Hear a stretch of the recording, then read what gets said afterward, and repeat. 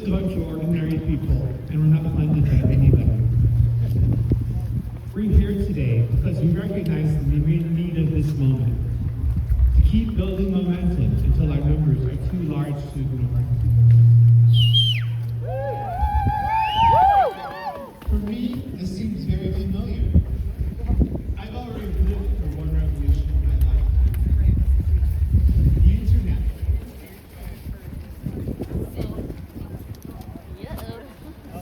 The internet cut off. The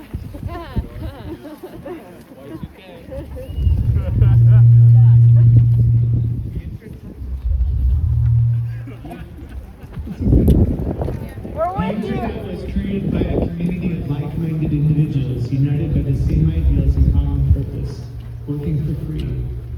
Now it pervades almost every aspect of modern life. Me and my generation created the internet, starting a revolution that changed everything. Together, we can do it again.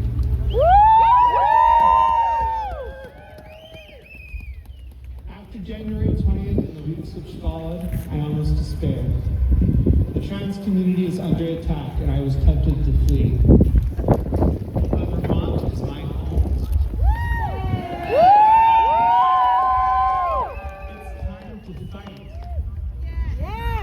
Today, on International Women's Day, it's time to rise up for our mothers, sisters, and daughters.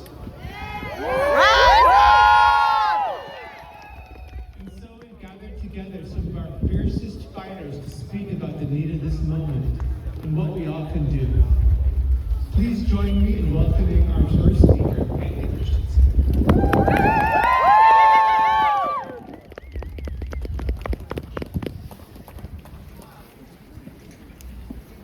I'd just like to say,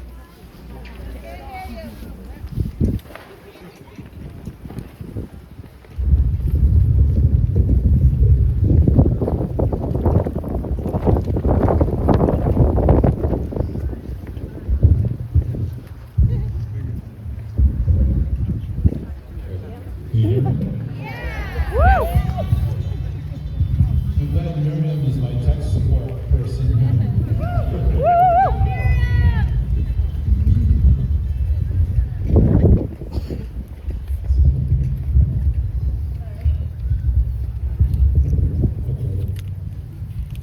It is an honor to join you for International Women's Day, whereas women have been the fire behind progressive change. When I was a teenager studying at the nearby Adnet Music School, I was puzzled by the presence of a seemingly befuddled old lady with a radiant smile who would gather wildflowers for the piano studios. She grew up in Woodbury in the late 1800s, and her name was Alice Mary Kimball. Over the years, we became close friends, and I discovered she was anything but befuddled. From her, I learned about her friends, Helen Keller, Louise Bryant, Emma Goldman, Margaret Sanger, Eleanor Roosevelt, and Charlotte Perkins Gilman, who in 1909 spoke at the events which led to the first Women's Day.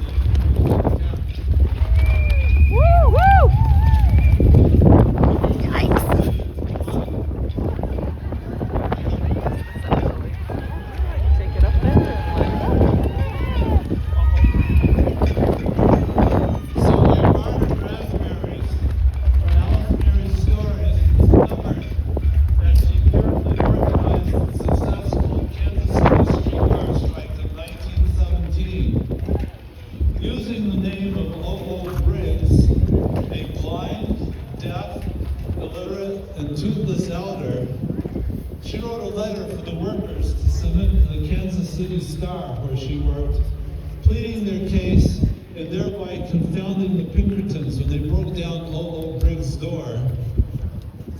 She also had to fight off the racist president of the AFL, Samuel Gompers, and the federal government. A year later, she refused to pay a fine when arrested for picketing for suffrage outside the White House. She withstood torture and joined other women prisoners in a 6-day hunger strike. When fascists in New York City were harassing her friend's Jewish piano students, she had the extraordinary courage to infiltrate the Nazi Party. At a Nazi gathering in the suburbs, someone said they thought there was a mole in the group and asked what they should do. Without skipping a beat, Alice Mary spoke up and said, "Well, we'll have to kill him." The meeting continued, and later, Alice Mary exposed its speaker, Major General George Mosley, preventing his planned coup of the U.S. government. Wow. Great women come from Woodbury. Alice Mary taught me to speak out forcefully, not tiptoe around words which might make others uncomfortable. She would call Trump and today's Republicans fascists. Some academics have argued Trump is not a fascist because he didn't meet all the technical requirements. But that was 4 years ago. He has successfully met all the criteria now. In case it has escaped your notice, Trump quotes Hitler about immigrants and other undesirables, like you and me, poisoning the blood, and Hitler's latest round translates into Panama, Canada, and Greenland. The Supreme Court's granting presidential immunity is the first step towards Hitler's 1933 enabling law. Big corporations and media are falling all over themselves in what is known in authoritarian circles as anticipatory obedience. Unlike his first term, they have a detailed plan called Project 2025, which lays out the destruction of the Constitution.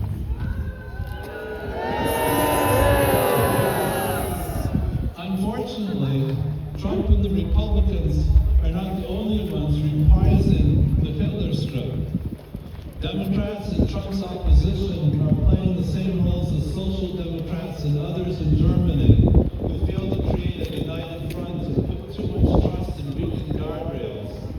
Damn right. What a coward. For too long, we believed it couldn't happen here.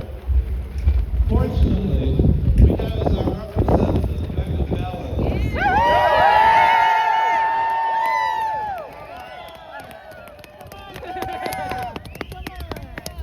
Who shows us what courage looks like.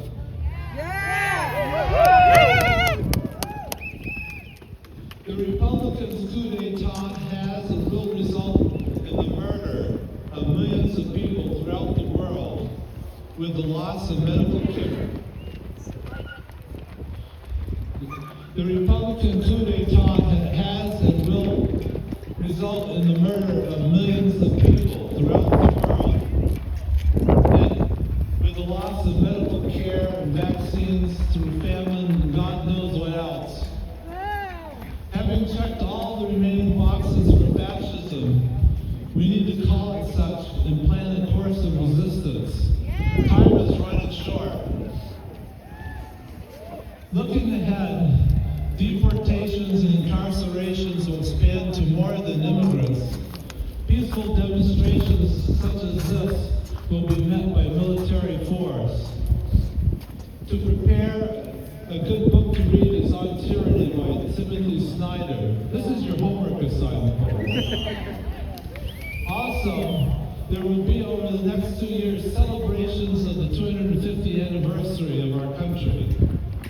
We should use the coming lectures, events, and forums to teach about the Constitution, the three branches of government, and checks and balances. We must remind each other when things deteriorate how our founding mothers and fathers shaped the history of our freedom before it is lost. We will need to channel Alice Mary's courage, humor, and tactical shrewdness with a smile on our face. Thank you.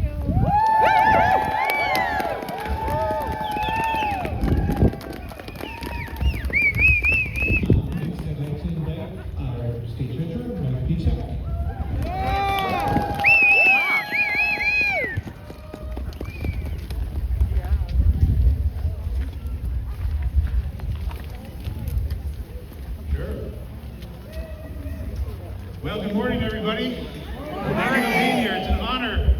here with you all today. I'm Mike Pichak, your state treasurer.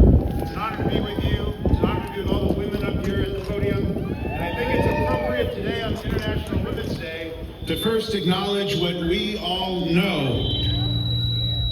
Women in this country were not given equal rights under our laws. They have had to fight for their rights. They've had to fight for their future. They've demanded equality. They fought for it, they've won it, and they continue fighting today as emblematic of the crowd here with us. It's been said, but women have been the core of every social movement and major change in American history. And this moment of our history will be no different. I am today thinking about the women and the men who marched in Selma, Alabama, who walked peacefully into a sea of police and were beaten because they demanded the right to vote be no longer restricted to those of a certain skin color. They stood together because they fundamentally knew what their government was doing was wrong. And in the face of hatred, in the face of violence, they stood up.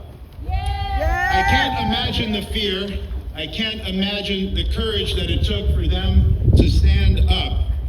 But today is no different. Today I'm here to say what's happening in the White House, what these small people running our government are doing to the American people and to the institutions we love is wrong. Taking away health care for the poor, the elderly, and the disabled is wrong. Withholding critically needed money from Head Start programs is wrong. Firing dedicated public servants for no good reason is wrong. Supporting dictators and turning our back on democratically elected allies is wrong. And taking actions that are in violation of our Constitution is wrong. And now we have to dig in.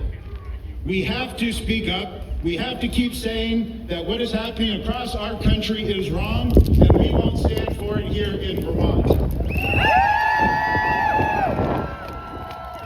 Now, this battle for our future will have hard days ahead. There'll be tough days.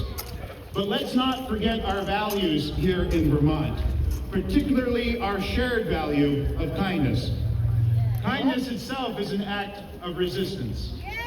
In the face of authoritarianism, where power is consolidated and dissent is silenced, kindness becomes a tool of defiance. When we stand up for someone who's being marginalized, when we speak the truth in the face of lies, when we choose community over division, we are resisting the forces that seek to strip our core humanity.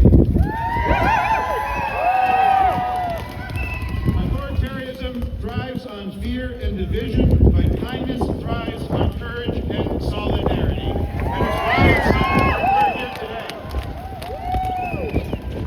Now, any one of us by ourselves may not have the vast resources or the powerful influence to defeat authoritarianism on our own. But each of us has the power of our voice, the power of our compassion, the power of our courage. Each of us has the power to take small actions. Support local journalism. Volunteer at the Vermont Food Bank. Join a nonprofit board. Donate to your local Planned Parenthood. Write an op-ed. Call your elected leaders. Stand up to hate in all of its forms.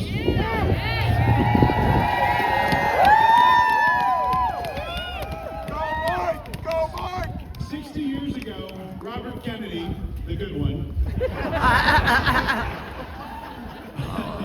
told apartheid in South Africa that from the total of these small acts that we take will be written the history of a generation. And each time we stand up for an ideal or strike out against injustice, it sends forth a tiny ripple of hope. And from a million different actions, from a million people from all across our country, these ripples will build a current that can sweep down the mightiest walls of oppression and resistance. My friends, thank you so much for being here. Thank you for taking this action today. Thank you for sending out this tiny ripple of hope on this cold Saturday morning. Keep it up, keep speaking up, keep the fight.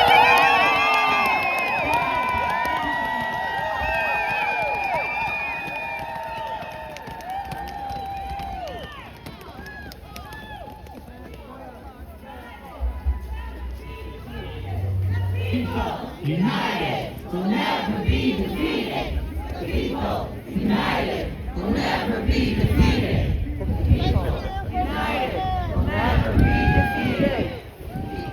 Next up, we have our Secretary of State, Sarah Pittman-Gonzalez.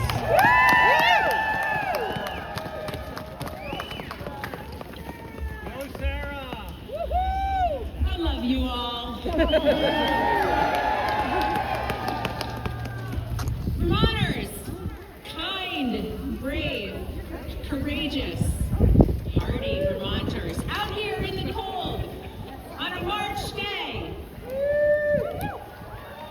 As I was driving over this morning, I reflected on what brings me here. And I'm so glad to see all of the signs that you brought with you so that we can all see, yes, hold them up, so we can all see what brought you here.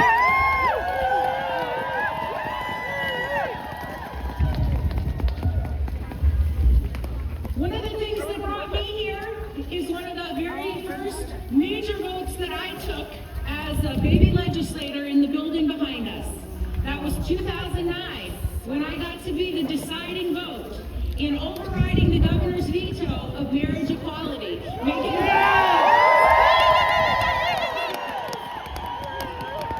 guarantee marriage equality for all Vermonters.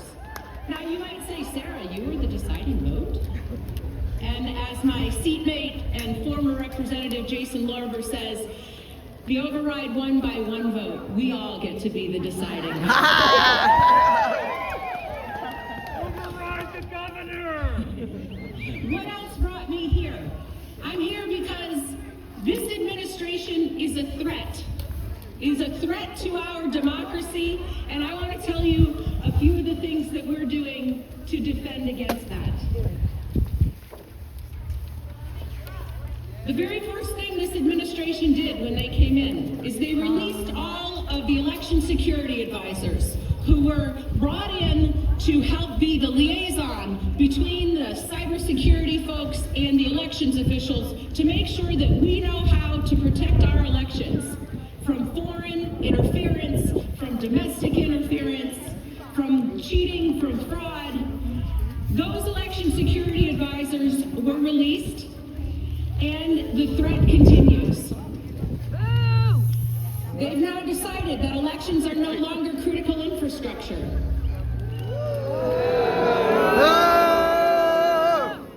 Who knew? We are no longer doing offensive cyber intelligence gathering on Russia. And there's one issue that I want you to keep an eye on, because this is going to be coming through Congress. And I know that Representative Vallant has our backs on this. So we have the SAVE Act. Whoa, right, exactly. We have taken down our defenses against foreign attacks against our elections, and now Congress is following up with undermining the very principle that citizens in the United States should be able to choose their own leaders. The SAVE Act is nothing other than a grab at your ability to vote. The SAVE Act will demand that every single state and every single citizen in that state go and declare, prove their citizenship in order to be able to maintain their spot on the voter rolls. Now, in the lifespan of your average 80-year-old, how many times do you suppose a fire or a flood or an act of sabotage or an accident has destroyed their proof of citizenship? How are they going to find their proof of citizenship? How many millions of women who took their partner's name when they got married no longer have a current ID with the same name that's on their birth certificate. I'm sorry, you don't get to vote anymore.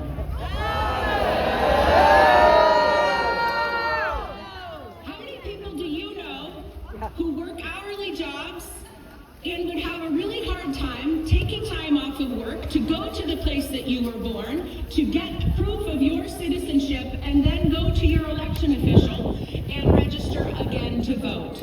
I don't know about you, but I think those people have every right to vote in this country, and we shouldn't stand in their way.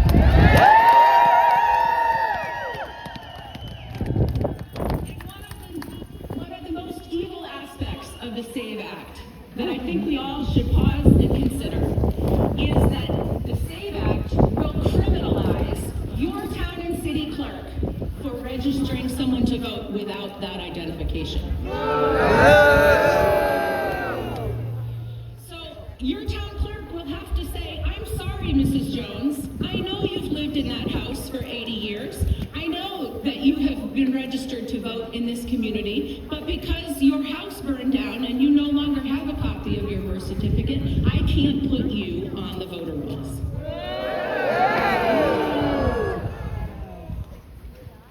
So we have seen time and time again in the first weeks of this administration all the things that they're doing to undermine the norms. Just know that it's coming for our democracy, and the only thing we can do is brave the cold, stand in solidarity, be kind, be forceful, and be loud. So thank you, Vermonters, for being here.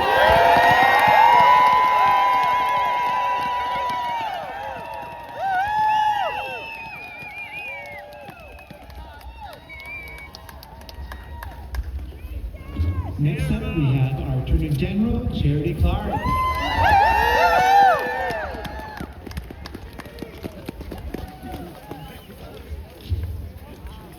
The same night I was re-elected Vermont's Attorney General, I was called upon to be the very best leader I can be. Because as Attorney General, I, and I alone, have the power and responsibility to represent Vermont in court when the Trump administration violates the Constitution or federal law.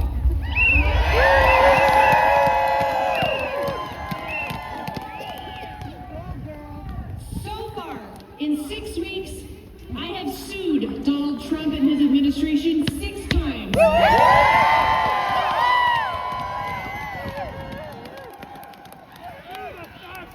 And every single time he violates the Constitution or federal law, I will be there for Vermont.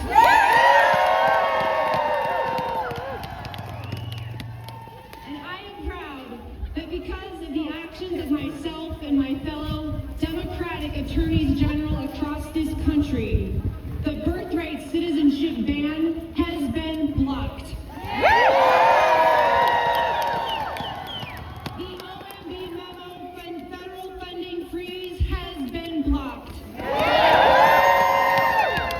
The freeze of NIH grants to research institutions like the University of Vermont has been blocked. The plundering of Americans' data at the Treasury Department by Elon Musk has been blocked. And more to come, because after I wrote this speech, I sued Donald Trump again yesterday.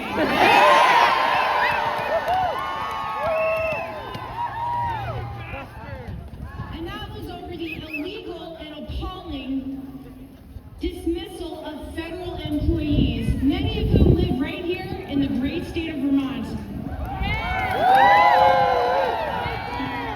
Because here's the thing, I took an oath to uphold the Constitution of the United States.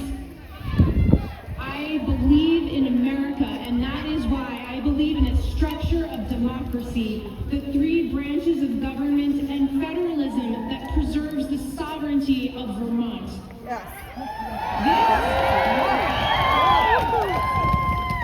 This moment is why I became a lawyer. This is why I chose to serve you, I love Vermont with my whole heart, and I will fight with everything I have to protect the place and the people that I love so much. Thank you. You're welcome.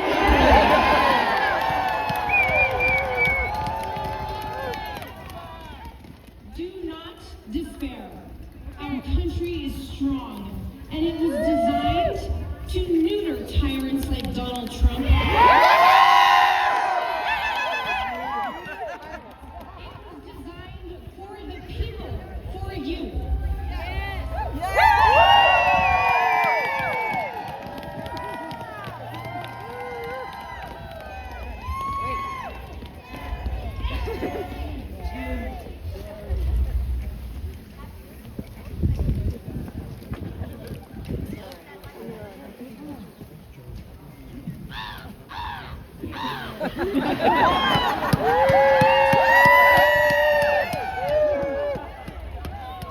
And now, the main event.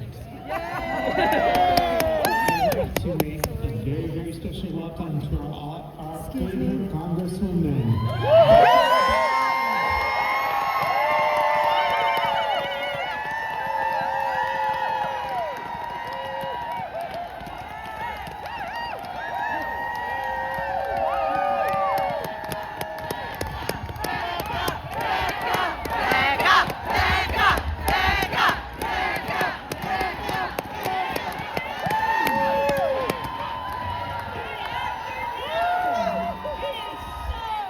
So great to see you all out here today.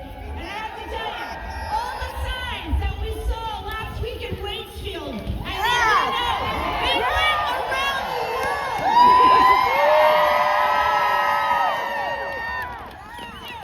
One of the things I love about Vermont, we show up. We show up.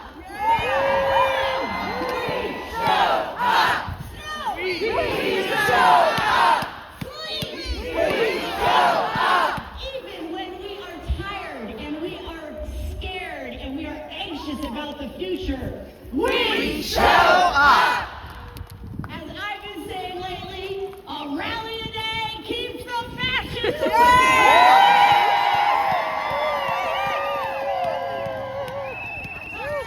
Thank you for turning up.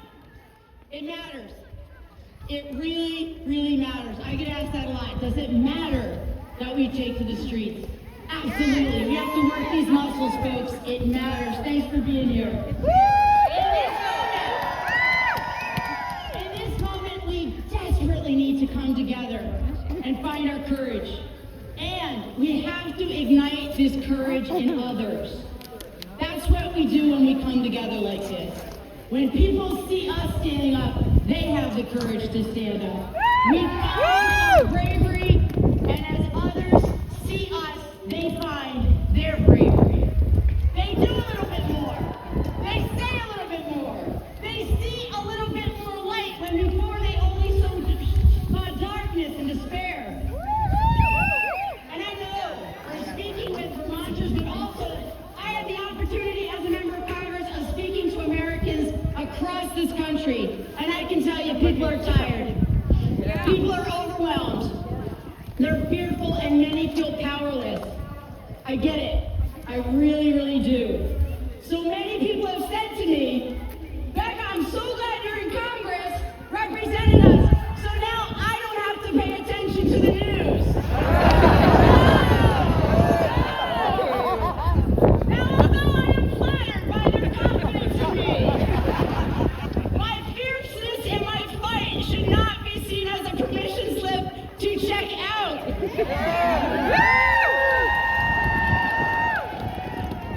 I am only one tiny but mighty woman.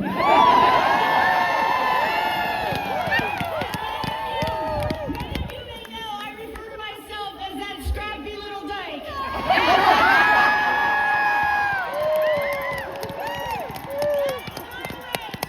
Myself of my strength and the power of my voice, and we all have that energy inside of us, and we have to use it. My message is, you gotta check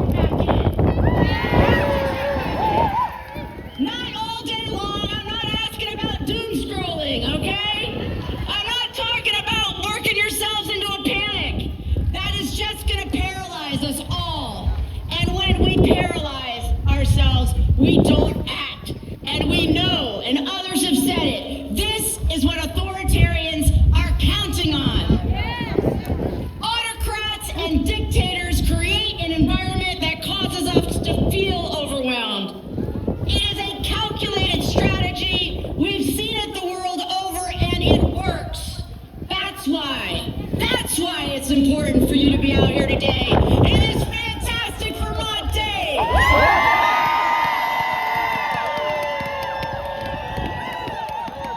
have to show resistance. Now, I don't have to tell you, things are pretty bleak in D.C. right now. We have a president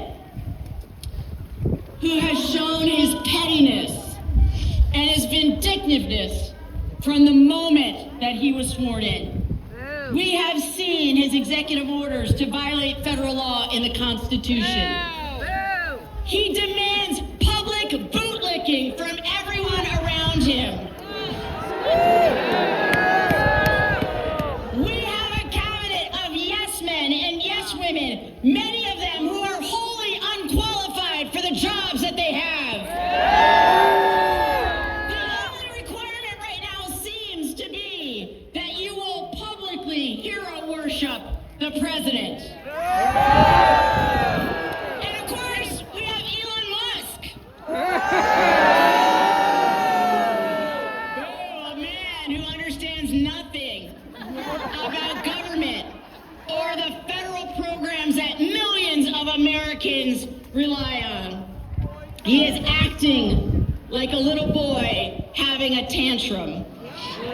And it has become so clear he has no idea what he's doing. The incompetence is there for all to see. Firing people who protect us from Ebola and the bird flu. Traffic controllers fired while we literally have planes falling out of the sky. And letting people go who protect our nuclear arsenal.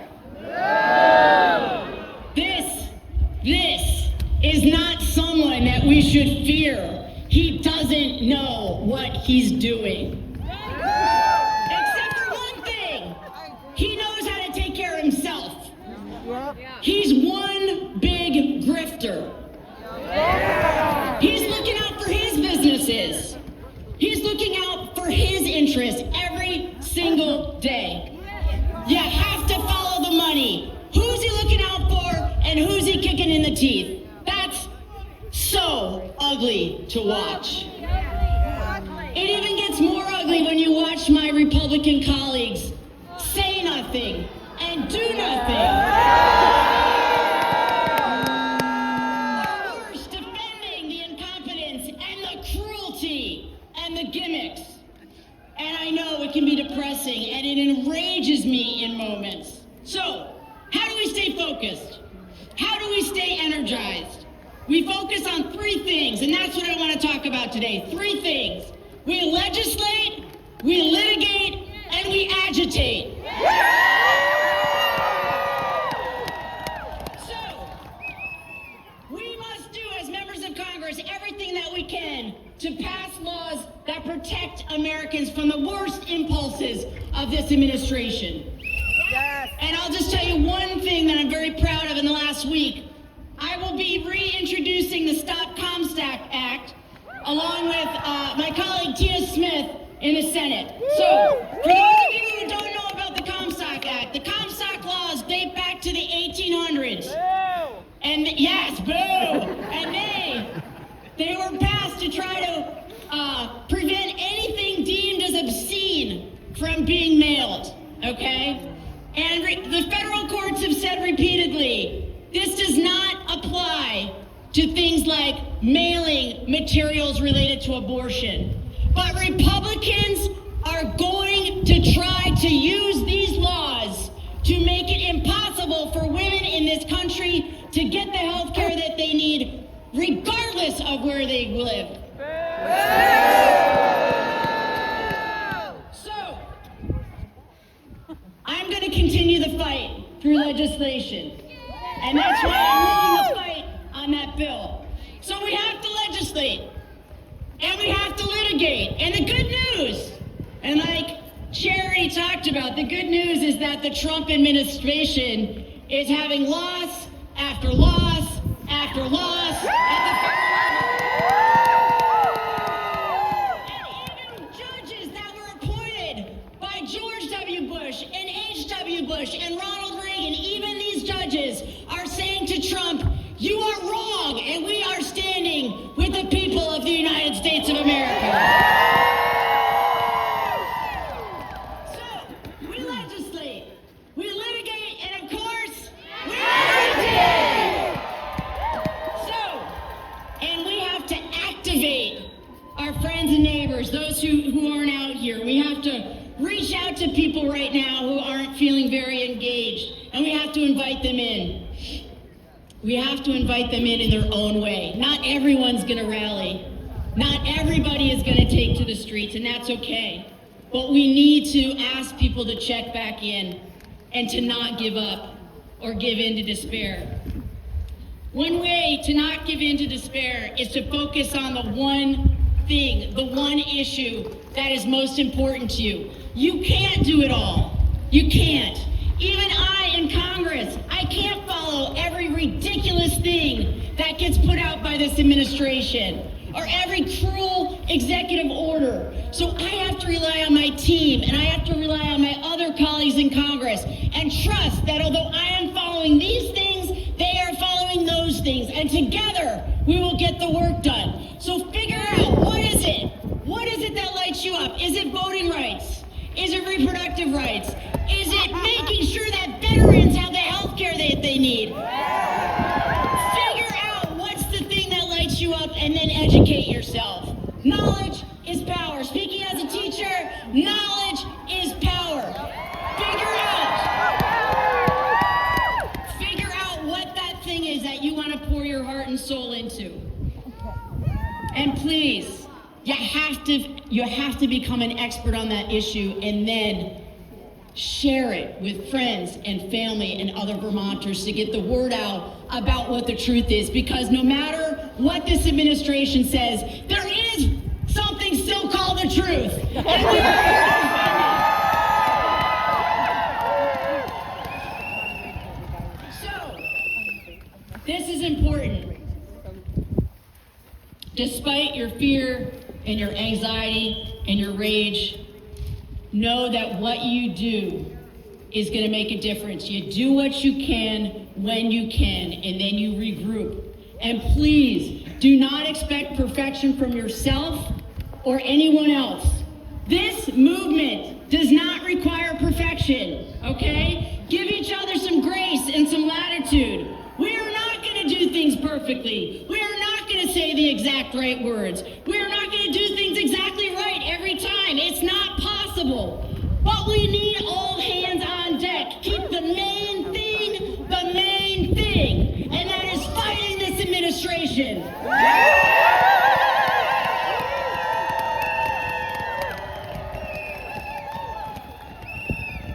So, we have to build strong and broad coalitions.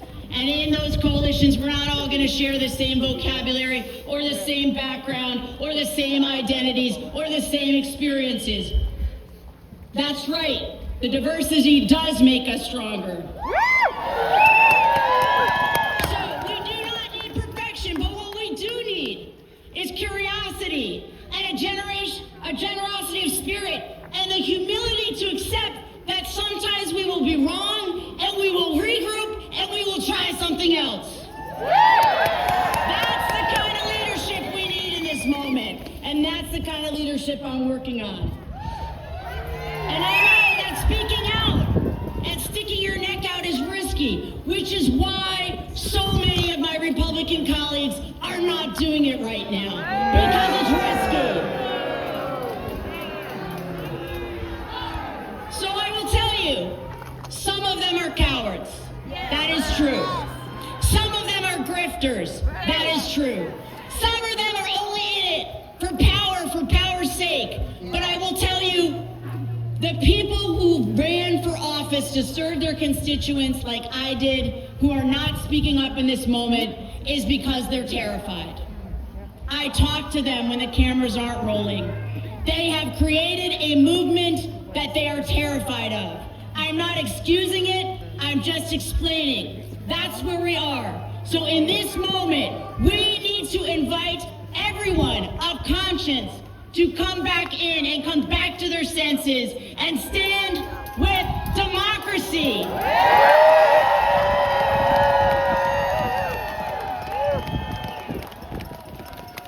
So finally, as I leave today, I want to leave you with this.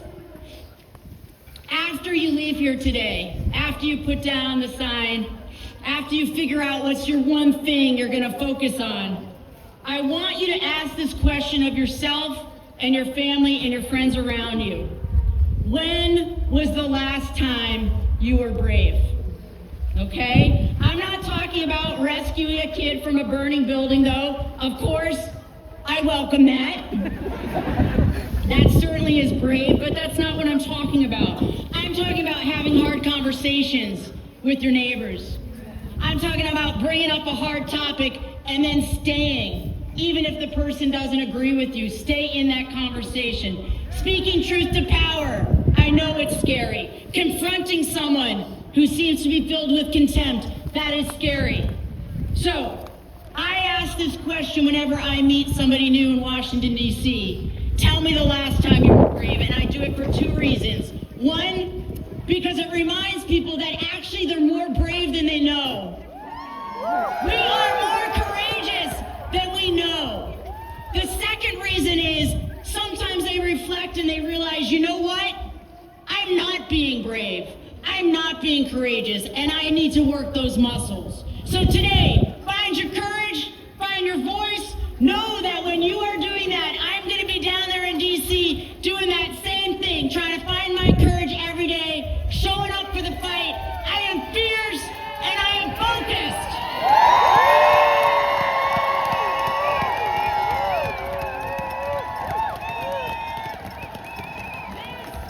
This is a time for great courage, and we can do this as long as we stick together. Let's go!